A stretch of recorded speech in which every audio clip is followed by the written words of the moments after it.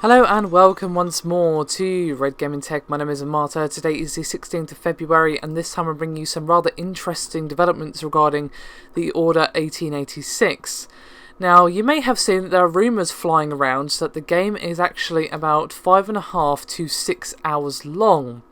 And this basically came through for a YouTube series of videos which basically played through the entire game, and the length was about 5 hours and 30 minutes when you added up all the videos together. Now, speaking to Eurogamer, the CEO of Ready at Dawn, Rue Wasseria, refused to clarify average playtime to the game and did say that his team was not going to discuss length, despite the fact that, well, this YouTube video actually exists. And he went on to say, quote, "At the end of the day, we're not going to comment it. We can't stop people from writing the things they do.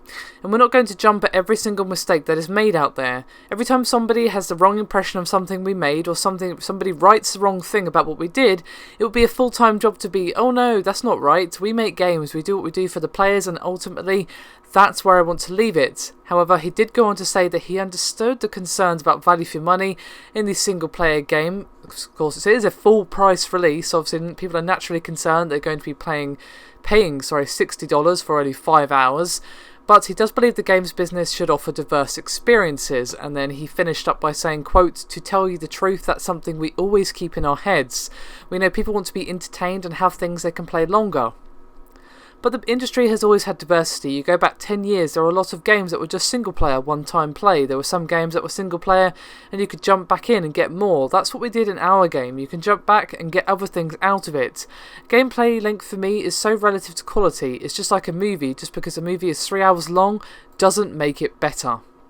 Now, there are some comments from people that apparently other people have taken about 9 hours to complete it, so it could just be that this particular YouTuber sped ran it, or something like that. Until the game actually comes out, which is on the 20th of this month, so just in a few days, we will of course find out for ourselves, but people are naturally concerned when, well, you know a game is going to only run you about 5 hours. $60 seems like a lot of money. Now, games on average these days, if they're big AAA releases, do run about 8 to 10 hours unless they're big RPGs like, say, Dragon Age or something like that. Maybe 15 hours at the most for bigger titles, but unless it's an open world game, that's probably the most you're looking at, and that's fine. But 5 hours, if that's how long it is, then yeah. If it was a cheaper game, I wouldn't mind. Like, for example, I picked up Transistor by Supergiant Games in the sale, and even though that game is quite short, again, about 5 or 6 hours, I only paid £5 for it, and even full price is not even half the price of the Order 1886, so I definitely got my money's worth. Yes, definitely. Now, quantity doesn't necessarily equal quality, of course. Just because a game is short doesn't mean it's bad, but that might put people off buying it at launch and might actually make them wait for it to go down in price because, well, they can't justify spending $60 when it's only going to last them a few hours, but they can justify spending, I don't know, 40 or whatever. Obviously, it depends on the person.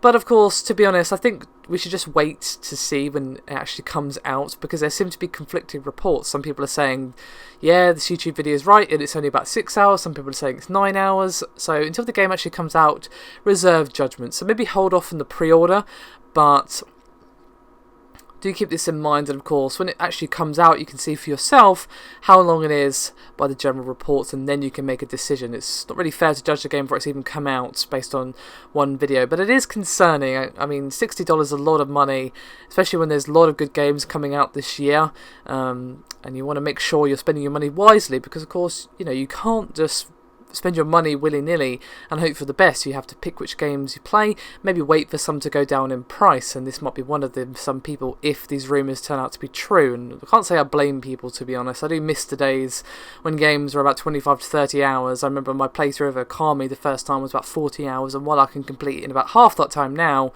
it's still a pretty long game. Yes, it's an RPG, but still.